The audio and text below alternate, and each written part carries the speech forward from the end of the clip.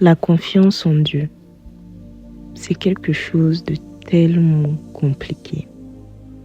Les gens se disent souvent que c'est facile d'avoir confiance en Dieu parce que tout simplement, il est Dieu.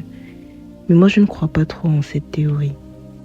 Pour que je puisse véritablement avoir confiance en Dieu, j'ai mis du temps. Ça a mis des années.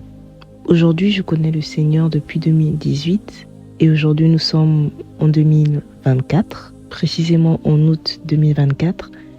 Et je peux vous assurer que mon degré de confiance en lui a grandi avec le temps et surtout avec les épreuves que lui et moi, on a eu à passer ensemble. Premièrement, j'aimerais vous expliquer ce que c'est que la confiance pour moi. Alors pour moi, c'est un lien de sûreté, de sécurité qui existe entre deux personnes. Mais le fait que Dieu soit Dieu n'a pas forcément exclu le processus d'acquisition de la confiance. Dans le sens où, pour que tu puisses donner ta confiance à une personne, il faut que tu testes cette personne. Il faut que vous puissiez vivre des événements douloureux, malheureux ensemble. Il faut que cette personne puisse te prouver qu'elle est là pour toi, qu'elle mérite ta confiance, au travers des épreuves que vous allez traverser, au travers du soutien qu'elle va t'apporter dans les moments difficiles. Et ça a été pareil avec Dieu. Pour que je lui donne ma confiance, il a vraiment fallu qu'on passe du temps ensemble, que j'apprenne à le connaître, que je sache quel type de personne il est. Bon, on sait tous que Dieu n'est pas une personne, mais je le personnifie dans le but de pouvoir mieux vous expliquer le fond de ma pensée. Il a fallu que je passe des moments avec lui, que j'apprenne à le connaître, que j'apprenne véritablement à savoir comment il est au fond de lui. C'est compliqué de donner sa confiance à une personne qu'on ne connaît pas. C'est compliqué d'avoir confiance en une personne dont on ne maîtrise pas le comportement, dont on ne maîtrise pas les agissements, dont on ne maîtrise pas les réactions. Et c'est vrai parce qu'avec Dieu, on est censé créer une relation. On est censé créer une relation véritable, basée sur l'amour, basée sur le respect, basée sur la réciprocité des choses, la réciprocité des sentiments. C'est vraiment comme ça que moi je vois les choses. Pour nouer cette relation, on compare un petit peu la relation qu'on doit avoir avec Dieu à une relation d'un mari et de sa femme. Cette intimité-là, cette profondeur-là. Et vous savez, c'est pas du jour au lendemain qu'on construit ce genre de relation.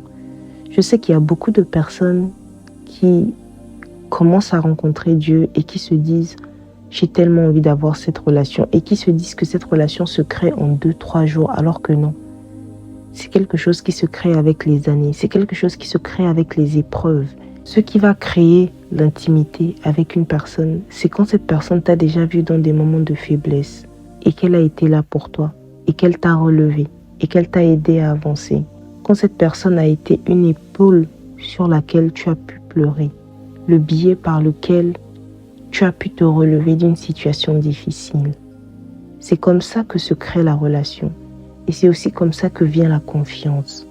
Et c'est pareil avec Dieu. C'est pourquoi je vous dis qu'il m'a fallu des années pour en arriver à cette confiance-là. Et aujourd'hui, je me dis que j'ai une certaine stabilité dans ma confiance en lui parce que je sais qui il est. Mais ça n'a pas toujours été comme ça. Ça n'a pas toujours été facile. Au début, lorsque Dieu me disait des choses concernant ma vie, lorsqu'il me parlait, lorsqu'il me montrait qui j'étais, je ne le croyais pas totalement. Mais c'est normal, parce que je ne le connaissais pas. Et plus le temps est passé, on a noué cette relation-là, on a eu cette affinité-là. Mon amour pour lui s'est développé, sachant qu'au début, je ne l'aimais pas autant que je l'aime aujourd'hui. Parce que même pour vous dire, mon amour pour lui a évolué en fonction du temps, en fonction des épreuves. Waouh, c'est quelque chose vraiment à vivre. Vous savez, vous ne devez pas vivre votre vie chrétienne de manière monotone. Vous ne devez pas vivre votre vie chrétienne de manière dictée. Une relation, c'est quelque chose de pur, c'est quelque chose de vrai, c'est quelque chose de spontané. Avec Dieu, il faut véritablement être soi-même. Il faut se laisser aller, il faut s'ouvrir, il faut se dire que c'est pas quelque chose qui se fait en un jour, c'est pas quelque chose qui se fait en 2 mois, c'est quelque chose qui prend du temps. Pour qu'une chose soit solide, Il faut que cette chose-là puisse vivre des tempêtes. Il faut que cette chose-là puisse vivre des tribulations. Et c'est pareil dans votre relation avec Dieu. Vous devez vous laisser le temps de le connaître. Vous devez lui laisser le temps de vous connaître également. Bon, je le dis de cette manière-là, mais lui, il vous connaît déjà. Mais c'est vraiment pour vous faire comprendre que vous devez lui laisser le temps de se révéler à vous, petit à petit, de vous montrer les différentes facettes de sa personnalité, de vous montrer le Dieu gentil, le Dieu papa, le Dieu formateur, le Dieu éducateur, le Dieu justicier, le Dieu rémunérateur, le Dieu consolateur. Il a tellement de facettes qu'il aimerait vous montrer. Mais toutes ces facettes ne se révèlent que dans un état d'esprit de vérité et de total relâchement. Plus vous allez voir votre relation avec Dieu comme une épreuve, comme quelque chose de difficile, comme quelque chose de monotone, comme quelque chose de dicté, vous n'allez pas réellement connaître la vraie essence de Dieu. Franchement, laissez-vous aller, ouvrez votre cœur. Dites Seigneur, je suis là et j'aimerais te connaître. Révèle-moi toutes tes facettes, montre-moi qui tu es. Viens et deviens mon ami, deviens mon papa, deviens mon formateur, mon éducateur, mon rocher. Deviens mon ami le plus intime. Je vous promets que Dieu est attentif aux petits détails et aux petites choses. Parce que ce sont les petites choses qui font en sorte que vous puissiez donner votre confiance un peu plus facilement. Dans le sens où Dieu aimerait bien aussi que vous puissiez lui raconter votre journée le soir. Faites cet exercice. Posez-vous le soir et commencez à raconter au Saint-Esprit votre journée. Saint-Esprit, regarde, il s'est passé ci. Tu as vu ce que l'autre m'a fait, j'ai vraiment pas apprécié. En plus, regarde, j'étais tellement énervée parce que quand je suis arrivée au travail, j'ai perdu ma clé. Tu as vu, toujours ça. Vous pouvez lui parler comme vous parlez à un ami. C'est pas pour rien que la Bible dit qu'il est l'ami par excellence. Mais si vous ne le prenez pas en tant qu'ami, il ne pourra jamais se révéler à vous en tant qu'ami. Quels sont les attributs d'un ami? Un ami est là pour te couvrir. Un ami est là pour partager de bons moments avec toi. Un ami, tu prends plaisir à l'appeler, tu as tout le temps envie d'être avec lui. Et c'est le même sentiment que Dieu veut qu'on ait envers lui.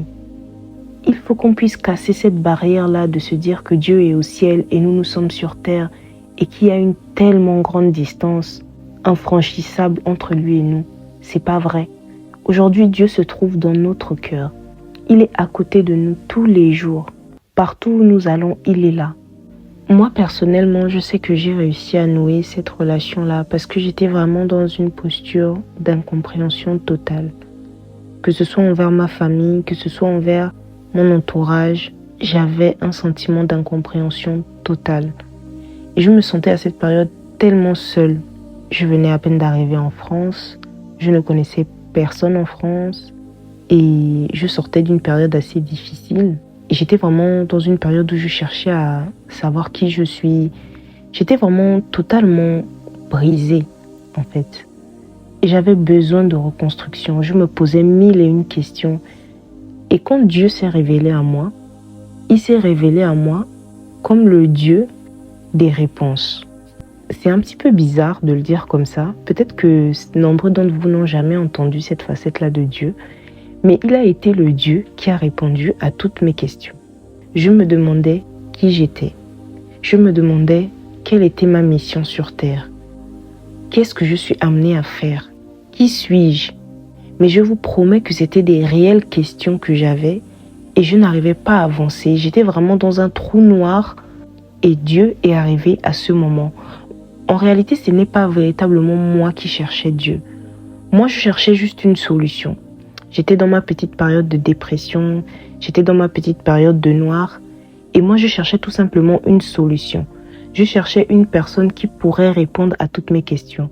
Je ne cherchais pas forcément Dieu à cette époque-là, mais je cherchais juste des réponses. Et peu importe comment j'aurais pu avoir ces réponses, j'allais trouver satisfaction. Mais c'est Dieu qui s'est révélé à moi. Et c'est lui qui est venu, il s'est présenté à moi comme la réponse à mes questions. Parce que dès qu'il est venu à moi, il a directement commencé par me dire qui j'étais, ce que j'étais amenée à faire et ce pourquoi il m'a envoyé sur terre. Il m'a dit « suis-moi ».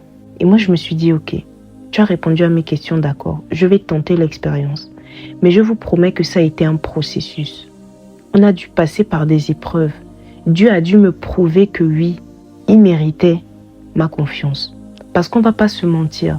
Beaucoup d'entre nous aujourd'hui, on sait que Dieu est Dieu. Beaucoup disent, Dieu est grand, Dieu est fort, Dieu est puissant. Mais n'ont pas véritablement conscience des paroles qu'ils sont en train de dire. Ils se glorifient du Dieu si grand. Mais lorsqu'un problème arrive, tu les verras directement chercher la solution ailleurs, partout, sauf chez ce Dieu-là. Donc ils savent que Dieu est grand, mais ils n'ont pas conscience que Dieu est grand. Il y a savoir une chose et avoir conscience d'une chose. Et ce processus de confiance-là envers Dieu vous amène à avoir conscience, c'est-à-dire c'est ancré en vous. Il y a ce gène-là qui sait que vous pouvez avoir confiance en Dieu. Ce n'est pas juste le fait de le savoir. Vous savez, on sait tous que la terre est ronde, mais personne d'entre nous n'a jamais vu la terre en réalité.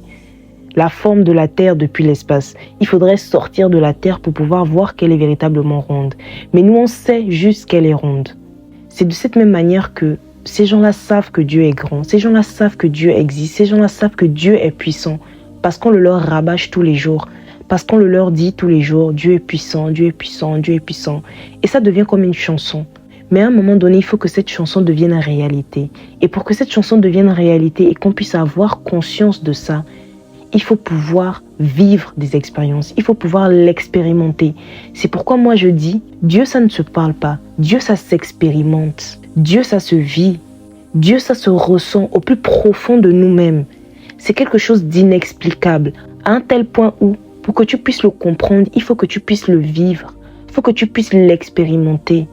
Avant, je ne comprenais pas toutes ces personnes qui disaient Dieu par-ci, Dieu par-là, de manière exagérée. Je trouvais ça trop exagéré dans le sens où, ok, Dieu existe, mais c'est bon. Enfin, voilà quoi. Faut pas non plus exagérer la chose. Mais je vous promets que depuis que moi-même j'ai expérimenté ce Dieu-là, je comprends ce que c'est. Je comprends ce sentiment-là d'attachement, ce sentiment de totale dépendance à lui. Aujourd'hui, quand j'entame quelque chose, je vous promets que même si je ne me suis pas mise à genoux dans la prière pour dire Seigneur, je te remets ce projet entre tes mains, dans mon cœur, dans ma pensée, dans mon dialogue intérieur, parce qu'il faut savoir qu'il y a deux dialogues. Il y a le dialogue intérieur que vous avez avec vous-même, mais il y a aussi le dialogue intérieur que vous avez avec Dieu. Tous les jours de ma vie, j'ai un dialogue intérieur, non seulement avec moi-même, mais avec Dieu. Et dans ce dialogue intérieur avec Dieu, je lui parle de tout, je lui confie tout. Seigneur, regarde ce qui se passe. Seigneur, tu as vu aujourd'hui. Seigneur, tu as vu tellement énervé. Seigneur, regarde, cette personne-là, elle a eu ce comportement. Comment est-ce que je dois agir? Est-ce que tu trouves ça normal? Vraiment, j'ai cultivé cette intimité-là avec lui. J'ai cultivé cette relation avec lui. Ce qui fait en sorte que, aujourd'hui, quand je traverse une situation, je suis dans une totale confiance. Je vous avoue que, bien sûr, l'épreuve de la foi est toujours là. En tant qu'homme, tu doutes toujours à un certain moment. Mais plus tu traverses des épreuves avec Dieu, plus ton niveau de doute n'est plus le même. Aujourd'hui, je ne peux plus jamais douter comme je doutais à mes débuts en Christ. Parce que j'ai tellement vécu de choses avec ce Dieu-là. Il m'a tellement montré à quel point il était là pour moi. Il m'a sorti des situations, excusez-moi le terme, mais tellement merdiques. Il m'a relevé. Et aujourd'hui, quand je vis des épreuves, quand j'appelle ce Dieu-là à l'aide, je sais qu'il va répondre. Je le sais pertinemment qu'il va répondre. Et aujourd'hui même, la confiance que j'ai nouée avec lui me permet de reconnaître certaines situations. Des fois, j'ai des malheurs qui m'arrivent, mais je sais que cette situation n'est pas pour le malheur, mais cette situation est pour la gloire de Dieu. Des fois, l'adversité peut me toucher. Mais même quand l'adversité me touche, je sais reconnaître que cette adversité-là n'est pas là pour me ruiner. Mais cette adversité est là pour la révélation de la gloire de Dieu dans ma vie ou dans celle de ma famille. Par ce podcast, je vous invite à véritablement nouer cette relation avec Dieu. À un moment donné, fermez un petit peu vos oreilles à tout ce qu'on vous dit, tous les bruits de l'extérieur, et posez-vous avec vous-même. Vous savez, Dieu se trouve en chacun de nous. Avant, nos ancêtres n'avaient pas forcément la Bible, nos ancêtres ne savaient pas lire, n'avaient pas YouTube pour écouter des prédications. Ils avaient tout simplement leur cœur, ils avaient tout simplement leur esprit, ils avaient tout simplement la voix de leur intérieur qui parlait et criait, cette voix qui les relie à leur Créateur. Et aujourd'hui, je vous invite à vous reconnecter à cette voix-là, cette voix qui vous connecte à Dieu, cette voix qui est profondément reliée à lui. Cette connexion est plus forte qu'une connexion Bluetooth ou encore qu'une connexion Internet 5G. C'est plus fort, c'est une relation créateur-créature, c'est une relation père-fils, c'est une relation père-fille. C'est tellement fort. Revenons à cette relation essentielle, revenons à nos premiers amours. Revenons à une relation avec Dieu naturelle, spontanée, véritable et pure. Apprenons à lui faire confiance. Laissons-le nous guider. Laissons-le se révéler à nous. Parce qu'il le veut véritablement. Et c'est nous, en lui laissant la porte, en lui laissant l'opportunité de se révéler à nous, que nous grandirons avec lui et que nous apprendrons à lui faire beaucoup plus confiance. Merci d'avoir écouté ce podcast. J'espère qu'il vous a plu. Je vous partage vraiment ma petite expérience. J'aime beaucoup ce format de vidéo, d'échange, parce que ça me permet d'être un peu plus ouverte. Parce que bien sûr, je pense qu'on ne me voit pas et c'est un peu plus facile pour moi de m'ouvrir. J'espère que ça aura aidé une personne. Que Dieu vous bénisse et n'oubliez pas que la clé de votre bonheur se trouve en vous.